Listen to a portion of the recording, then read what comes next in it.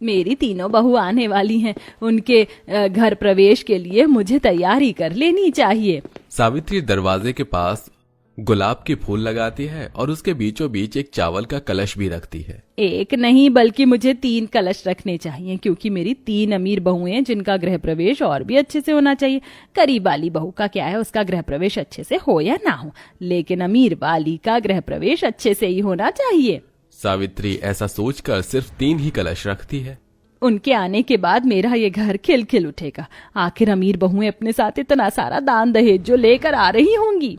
सावित्री अपने मन में ऐसा सोच रही थी कि कुछ ही देर में उसे घर के बाहर गाड़ी की आवाज आती है। लगता है तीनों अमीर बहुएं आ गई हैं। मुझे पूजा की थाली लेकर आनी चाहिए। सावित्री पूजा की थाली लेकर आती हैं। इतने में उसके तीनों बेटे अमीर पत्नियों को लेकर दरवाजे पर खड़े हो जाते हैं और साथ में सबसे छोटा वाला अपनी गरीब पत्नी को, इस घर में तुम्हारा बहुत बहुत स्वागत है मेरी 3 प्यारी सी बहुएं, चलो घर के अंदर आ जाओ। सावित्री के कहने पर उसकी तीनों अमीर बहू कलश गिराकर घर के अंदर प्रवेश करती हैं, लेकिन सावित्री ने गरीब वाली बहू के लिए तो कलश रखा ही नहीं था। माँ, ये क्या, आपने शीतल के लिए कलश नहीं रखा? अरे हाँ, मैं तो भूल ही गई थी। खैर कोई बात नहीं, गृह प्रवेश तो हो ही गया, चलो अब अंदर आ ही जाओ।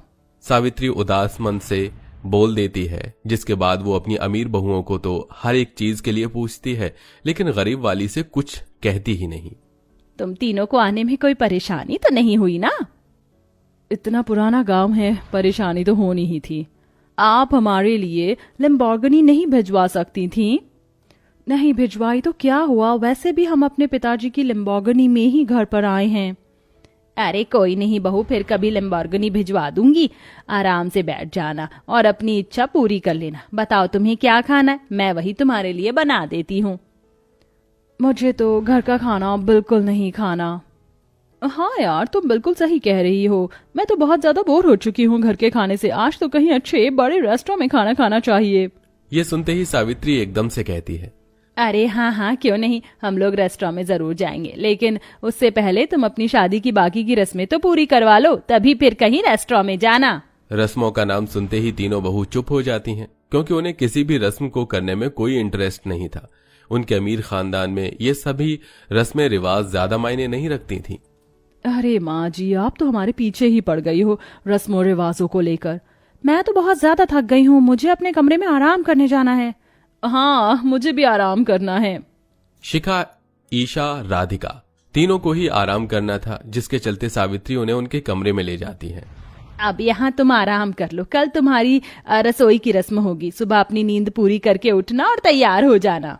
इतना कहकर सावित्री वहां से बाहर आ जाती हैं और बाहर आते ही वो अपनी छोटी बहू को देखकर उससे कहती हैं, तुम यहाँ खड़ी खड़ी क्या कर रही हो? तुम्हें ये घर दिखाई दे रहा है या नहीं? देखा पूरा घर कितना गंदा हो रहा है। सभी मेहमानों ने खाना खाकर बर्तन भी रसोई में ऐसे ही छोड़ दिए हैं। जाओ तुम उन्हें साफ कर दो और ये घर की साफ सफाई भी करो। कल तुम्हारी पहली रसोई की रस्म जो होनी है।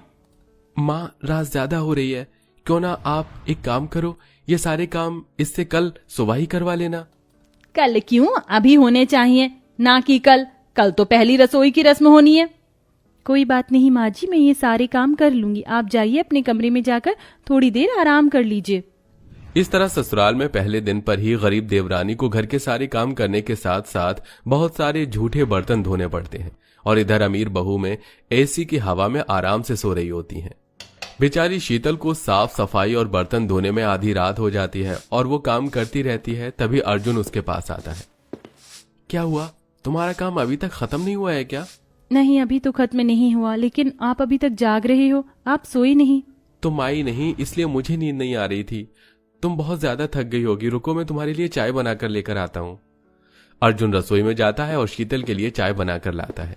शीतल बहुत सारा काम करने के बाद जब अपने पति के हाथ की चाय पीती है तो उसे बहुत संतुष्टि मिलती है। आपकी चाय तो बहुत स्वादिष्ट बनी है। इस चाय ने तो मेरी सारी थकावट ही उतार दी। इस चाय के लिए आपका बहुत बहुत शुक्रिया। चलो अब सारे काम खत्म हो गए हैं, तुम भी कुछ देर आराम कर लो। अर्जुन के कहने पर शीतल उसके साथ कमरे में आ जाती है और दोनों पति पत्नी सो जाते हैं। अगले दिन जब सवेरा होता है तो सावित्री देखती है कि उसकी गरीब बहू अभी तक सोकर नहीं उठी और साथ में उसकी अमीर बहुएं भी सो रही होती हैं।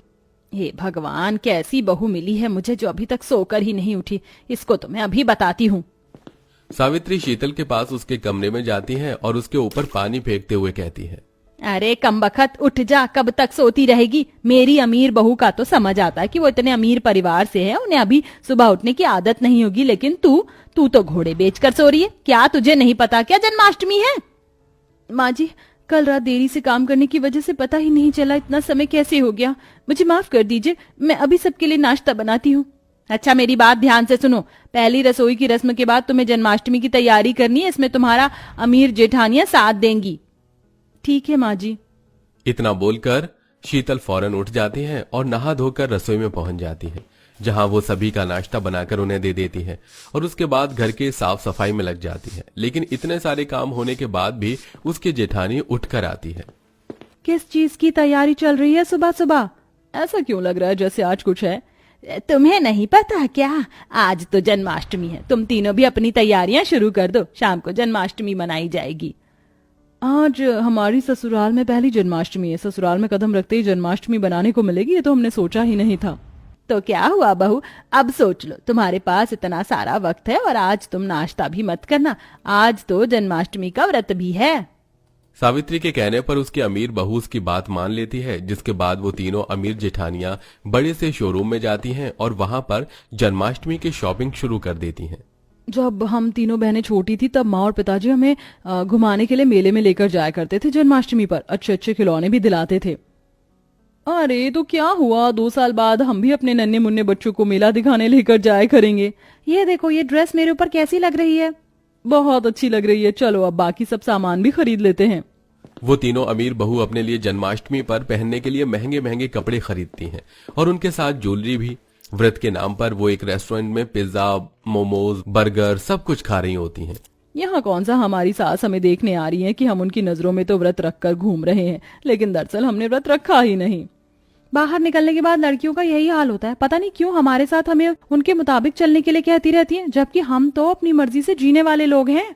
इस तरह तीनों बहनें शौक से अपनी पसंद का खाना रेस्टोरेंट में बैठकर खाती रहती हैं और इधर शीतल घर के साफ सफाई के साथ साथ कृष्ण भगवान की मूर्ति की पूजा करती है और उनके लिए पूरी श्रद्धा के साथ व्रत रखती है। सारा दिन उस बेचारी को भूखे प्यासे रहते हुए निकलता है, जिसके पास शाम को सावित्री उसी से घर के सारे काम करवाने लगती है।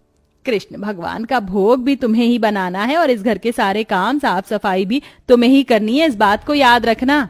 सावित्री ऐसे हुक्म चलाकर वहां से चली जाती है, जिसके बाद बेचारी शीतल घर के सारे काम भूखे प्यासे करती रहती है। रात को 12 बजे जब व्रत खोलने का समय होता है तो कृष्ण भगवान को खाना खिलाने के बाद अचानक से गरीब देवरानी बेहोश हो जाती है, जिसके चलते सावित्री उसके लिए डॉक्टर बुलाती है। देखो, मैं समझ सकता हूं कि जब कोई त्योहार आता है तो भागदौड़ बहुत ज्यादा हो जाती है, खासतौर पर धार्मिक त्योहार। लेकिन अगर सारे घर के काम एक इंसान करेगा तो उसकी यही हालत होगी, इसलिए सभी को मिलजुल कर काम करना चाहिए। देखिए, इनका शरीर बहुत ज्यादा थक चुका है, इन्हें ज्यादा से ज्यादा आराम की जरूरत है। डॉक्टर दवाइयां देकर वहां से चला जाता है, जिसके बाद सावित्री अपनी गरीब बहू की हालत को देखकर उससे माफी मांगते हुए कहती है, बहू मुझे माफ कर दे, मुझे तेरे साथ ऐसा नहीं करना चाहिए था। मैंने बहुत भेदभाव किया। कान्हा जी मुझे कभी माफ नहीं करेंगे, लेकिन तुम माफ कर दोगी तो क्या पता कृष्ण भगवान भी थोड़ी कृपा दृष्टि दिखा दे। कोई बात नहीं माँ जी, आपको वक्त रहते समझ आ गया, इतना ही काफी है। आपको मुझसे माफी मांगने की जरूरत नहीं है। इधर घमंडी जेठानियां भी अपनी देवरानी से माफी मांगती हैं। हम तो अमीर होने की वजह से खाना पीना खाते रहे, हमने तो व्रत रखा ही नहीं था, लेकिन तुमने इतनी श्रद्धा के साथ व्रत रखा था और फिर सारे काम भी अकेले किए।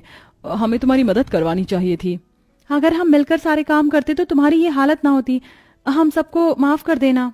शीतल सभी को माफ कर देती है, जिसके बाद उसकी जेठानी उसके साथ बहुत अच्छे से रहने लगती है और उसको भी बहुत प्यार करती हैं, जितना वो अपनी अमीर बहू से करती हैं।